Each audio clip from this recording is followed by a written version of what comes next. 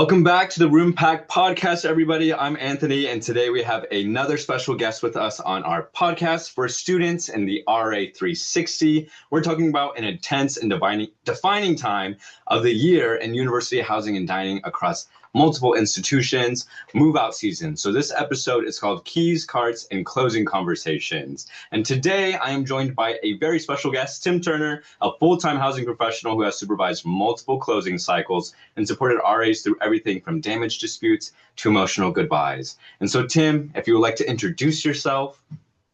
Yeah, thank you, Anthony, for that introduction. My name is Tim Turner. I currently serve as the Residential Student Success Manager at Kennesaw State University, where I have been in this role. I've been at Kennesaw for about 3 years, and I've been in this new role for about 3 months. So definitely excited to be here with you all and talk today about closing and all the many adventures that come with it. Yes, thank you. And thank you for joining us today. And congratulations on your promotion of your role. That's exciting. But we're going to go on ahead and get started with our first question, which is when you think about move out season, what stands out to you as the biggest leadership challenge for resident assistants? Yes. So that question kind of takes me back to, I think, one of my first years doing move out and kind of overseeing RAs and some of the challenges that arose from that experience. The biggest thing that I really noticed when it came to leadership is that a lot of these RAs were really connected to their residents. If you can imagine like losing a good friend or like someone from summer camp and they're leaving, it does tend to weigh on you a little bit. And I don't think myself and the RAs are really prepared for how emotionally taxing that can be, having to move out some students that you've gotten really close to. And so I noticed a big shift in some of that emotional kind of feelings that the RAs were experiencing. Also, I don't think that a lot of RAs really were prepared for the amount of work that it takes to move out. Typically, you put a lot of effort into the move-in process, but when it came to moving out, it takes a lot of work. You got to walk rooms, you got to check, make sure students turn their key in and check for damages, and it's quite taxing. And so we had to kind of re-inspire our staff because towards the end of the year, they're kind of ready to go. There may be some burnout and having to reignite that final push to get them over that finish line to get those students moved out safely and efficiently. Yeah. I love that you would talk about the emotional portion of move out. I feel like people are automatically like, oh my gosh, the keys, but you're just talking about this emotionally taxing portion too, on top of all of those other things. And so Yeah. that's awesome to recognize that. And for the RAs listening, it's also important for you to recognize that in community building, that those relationships are there and they can hurt when you're saying goodbye. Yeah. But Tim, I want to keep asking from your perspective as a supervisor and someone who has supervised RAs, what separates RAs who thrive during move out from those who struggle? Yeah. So I think one thing that I've noticed in the RAs that are very successful and kind of do well in that move out process are the ones who plan ahead. So I Yeah. know during the summer, or you get closer to summer, you have vacations coming up, you have things coming, and a lot of students and RAs may wait until like the last minute to tell the supervisor, hey, like I don't know, a cruise coming up with my family and I want to be excused early, or I have these things going on for finals and I can't really focus on move out.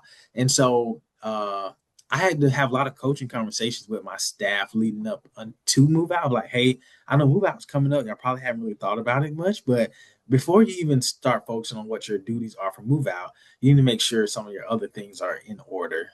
If you have plans coming up, you need to talk with your friends and family, like, hey, this is the release date that I'm going to have. And so they can plan around that. If you have any academic stuff that needs to be taken care of, planning ahead for that. And the RAs that don't really take that time to kind of see what affairs they have really do struggle because now they're trying to balance move out among other academic things, life things. And it kind of puts them at a bit of a disadvantage when it comes to really being able to focus on move out because they're so worried about everything else that's going on. Yeah. No, planning is huge. I think people are like, oh, move outs, it's so far away. It's gonna, Yeah. I have time. And they don't Yeah. realize it when they're there and they're like, I have this vacation and and then I have to pack my stuff and then I have to check everyone else's stuff. So planning, that is huge and key, I think, to our successful RAs. So that is, yes, a great piece of advice. And with that, you kind of mentioned communication and talking to you and having these developmental conversations. And so how early do you think RA should be communicating expectations to their residents Yeah. and what that looks like? And what does over communicating maybe look like in a healthy way? Yeah, I would say as early as like the end of March, beginning of April, because a lot of times there's a spring break period at some point. And so the students are kind of in between spaces. And then once they come back from spring break, you may have another week or two and then finals. And so there's not much time to really start planning. And so as early as like the end of March, I would say the RAs could go ahead and start talking to their students and residents saying, hey, move out's coming up. Have you talked with your like family or friends or whatever that looks like to help you get the move out process started? Have you coordinated that? Are there any major damages and things that you need to start documenting beforehand? And I think over communicating that can look like if they use like a group me or some type of email system where they contact their residents doing that.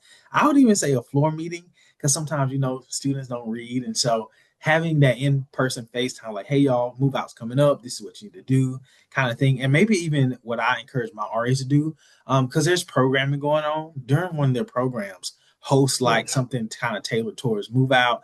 It doesn't necessarily have to be the focus point, but it can be a great little Easter egg you can put into an event to kind of get that on your residents' radar since they're already coming out for their engagement. Um, Definitely even having like door knock conversations. Really, it's never too early to talk about move out because you want to make sure the residents feel prepared for it. And honestly, the earlier that they know, the better they can kind of mitigate any last minute concerns or issues that come up. Yeah, no, agreed, agreed. Earlier, always better. And Mhm. then with that, we have RAs who they're planning for this, they're getting ready for the year. What would you say to those who are RAs, feel overwhelmed before move out even starts? What's some advice you would give them? Do you know, maybe to calm their nerves or let them know like resources? Because I know it can be very overwhelming with so many moving parts in such a condensed time while they're also students. Yeah. I think support really it does come from that communication because if Mm, your supervisor isn't aware, then they won't know like how they can best help you. And so I always tell my staff, hey, if you're overwhelmed at this time, please come to me, let me know, and we can figure out a plan. Because sometimes as supervisor, if you have that capacity, I know that I will stretch myself to really be there for my student staff to make sure that they have the necessary resources or time. I think of an example. One of my RAs was experiencing some family concerns and medical issues in their family, and so they had to be taken away for a little bit of that. And because they came to me, I mean, a little bit earlier, and granted, you can't control some things, but they knew it was going on. They let me know, and when they had to go home, it was already kind of some fail safes in place to help kind of protect them and let them handle that. And so I would say definitely communicate to your supervisor, let them know first what's going on exactly and how they can support you. And if they can't do it themselves, maybe they can get you in contact with like a campus partner. A mm. lot of their peers also really helped kind of form that village and community for them during that time. And so sometimes your coworkers will even step up and help you if they have that capacity. And so definitely communicate with your supervisor first, and they can kind of help guide that next step for them. Yes, definitely use your supervisor as a resource. So that is a big one. And your peers. So Yeah. that is very important to mention for all of our students listening right now is rely on your supervisors, your peers, and that communication piece is essential. And with that, I know you mentioned hard moments in a different way, but I want to talk about hard moments when it comes to our residents. And sometimes our residents will be pushing back with our RAs Mhm. during this time as they are also stressed. And so when a student says, like, that was already there, my roommate did it, I'm not paying for that. What should RAs be thinking about? What maybe should they avoid saying? Yeah. What role do they play in these moments Yeah. of difficulty that we may see from our residents with our RAs? Yeah. So I think, and when it comes to that move out time period, my kind of vision, and I think it's like this at most schools. The RAs are just the liaisons. They're the people that are on the ground, kind of boots on the ground, hearing the concerns and the complaints. Um, when it comes to anything related to pushback, where a student is concerned about damages or anything that isn't in the direct scope of the RAs, I always tell them you don't have to be the resolver in that situation. Always kind of communicate up, go up that chain of command. Because I tell my RAs, like, y'all don't get paid enough or compensated enough to get yelled at by parents or students. And we don't either, but at least I'm full time. So I'll happily kind of go to bat for that. And so if they have a concern with the student and they are kind of pushing back on them, and I'm not sure how it's structured at any other institution, but I know for us, we have pro staff and grads who kind of assist. And so come find me, come find our grad, and we'll be able to kind of go from there and see if we can troubleshoot whatever concern they have. But definitely don't react to them, because sometimes students will get very upset. They have to remain calm as student staff, because if you kind of take them there with you, it'll just kind of make it even worse. And so kind of keep that calm mentality, let them know, thank you so much for sharing this concern, kind of validate what they're saying, but let them know I'm not the one who kind of works with these specific charges. So let me contact my supervisor, see if we can get a more appropriate follow-up and see what we can do. Also, never promise anything like, don't worry, you're not gonna get charged. Because students and their parents remember that to like down to the nail what you said. And so I never tell my RAs to promise anything, because if you do, they will remember it and they will quote you. And I don't want them being misquoted. Yeah, no, don't. Yes, the huge on the don't promise anything, especially if we have someone being like, oh, my RA said I won't get charged for this. They promised. Ooh, let's not promise that. And like you said, take it up to the supervisor. For those students listening, it's important to avoid that word, I promise. This will not be your issue. It's best to communicate, as Tim has been saying, to your supervisor, to get that information to them. So that way we can, as supervisors, move from there and let them know the process. So yes, that is great. With that, I kind of want to switch to a topic that you were talking about earlier, which is the emotional side for our RAs, and the process that happens with our students in that moment where it's really emotionally taxing for them. And so how should RAs navigate these goodbyes, professionally, if they're returning, and what does that look like when having these like closing conversations, and wanting to provide affirmations to their residents? Yeah.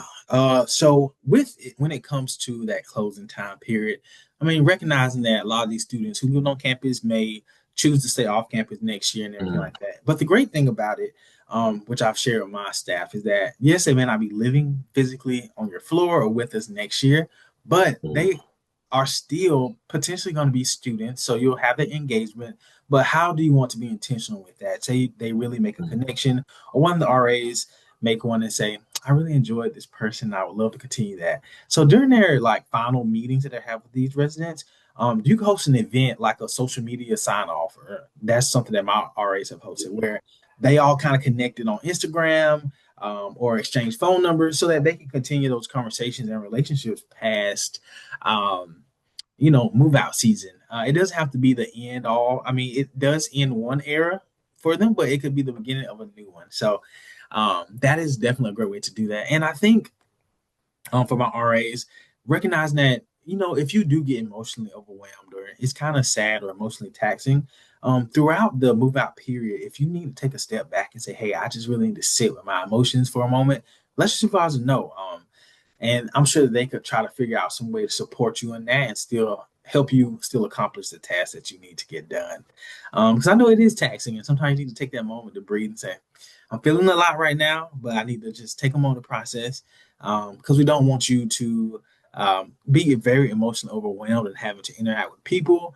We want you to feel, confident and ready to go, but definitely being strategic in how you initiate those final conversations with those students before they move out, so you can continue the relationships if you want them.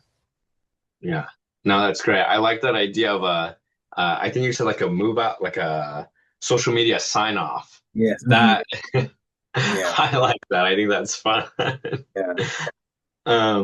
The next question I want to ask is geared towards kind of their development. So the RAs listening, move out is also a developmental time. And so why is move out such an important professional development opportunity for our RAs who experience this, large process? Yeah. So I think a lot of times when we're training people or staff, we focus so much on the beginning. You start strong, you start this way, you kick it off with this type of energy. But a lot of times people don't really focus on how to close the loop on something. And all that energy and effort we place so much into kicking it off and starting strong that you kind of lose that stamina once you get to the end of a project or a program or something, and you don't necessarily finish strong. And I think really training your staff to be empowered by not only starting something strong, they're starting strong as an RA, but then they're finishing it strong and closing that loop just as well. And I think as a professional development tactic, that's powerful because so many people know how to start something, but not a lot of people know how to finish it, especially strongly. And so to the RAs listening, I would definitely say move out is, while it may not be quite at the start of what you're getting into, it can be something that can really show how long-winded and how professional you are, because it shows that you have depth and are able to start something strong and end it in that same way. And I think that speaks volumes to them, especially as they get ready to go into their professional careers.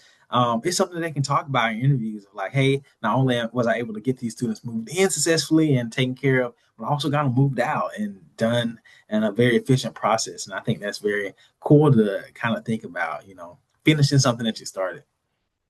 Yeah, no, that's awesome. I've never thought about it that way, so that's really cool. I'm gonna take that. Like, oh, you've Yeah. completed an entire like project cycle, and with people, which is like sometimes even more complicated. So that's awesome. And tying that back. So for our RAs listening, if you're trying to think of some, interview topics to talk about with your job, Yeah. please be sure to use this one as an example. So that was No, great. Thank you, Tim. yeah. Project Uh, management right there.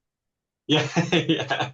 Um, and so, for like a closing reflection for our students listening, if you could give every RA a mindset to shift to in heading into their move out week at their institutions, Mhm. what would it be?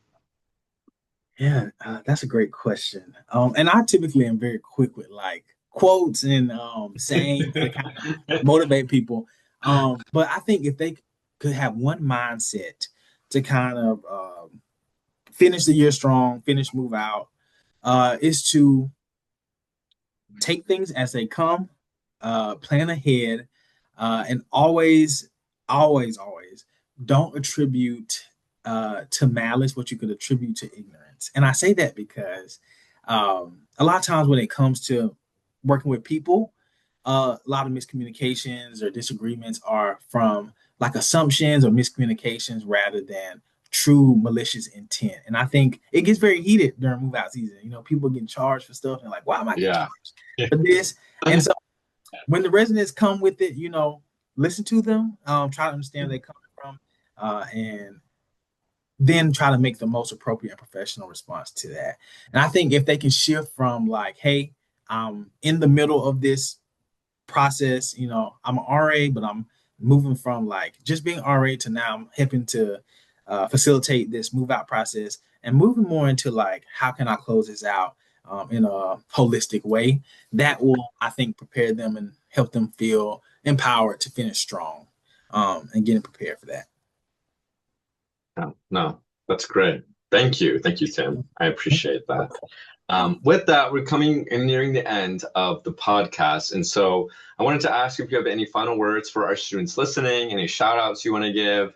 Yeah. And if someone wanted to connect with you after, how would they go about doing that to see what you're up to? Yeah. So final words for move out. Well, hey, you almost made it to May. Like you're almost there. So congratulations to y'all. Like being an RA is probably one of the most rewarding, but also very challenging things. And it's not something that I think we recognize enough of how much work and how much support you pour into our students and our next generation of people. And so really early congratulations to y'all on that great work. And like I said, you're almost to the finish line, so finish strong. You always want to finish strong in life, and so I'm really excited to see y'all do that. And then I guess connection wise, if y'all want to get in touch with me, I would be happy to have a conversation with any of you all about all things housing or just like social. So feel free to follow me on LinkedIn for like a professional like touch base. You want to build your network, you can definitely do that. It's simply Timothy Turner on LinkedIn. And then I don't let any of my students that I work with follow me on Instagram, but y'all are some favorites of mine now. So if any of y'all are connecting on Instagram, you can follow me at Take Care Tim. I very much am living in a era of positivity and taking care of yourself and the people that you care about. And so my social media does reflect that, and I'm happy to kind of share that with any of y'all that want to connect on there too. But yeah. Perfect. Thank you, Tim. I appreciate it. And again, for those listening, those are the meetings you can connect with Tim with. And Tim, I just want to say thank you so much for sharing your perspective and your expertise.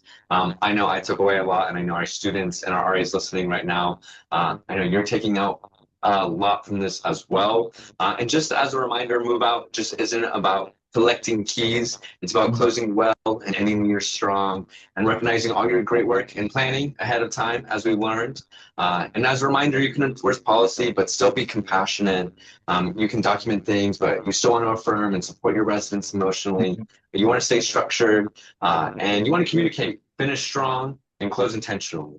And so thank you from all of us here at Roompact, and we'll see you next time.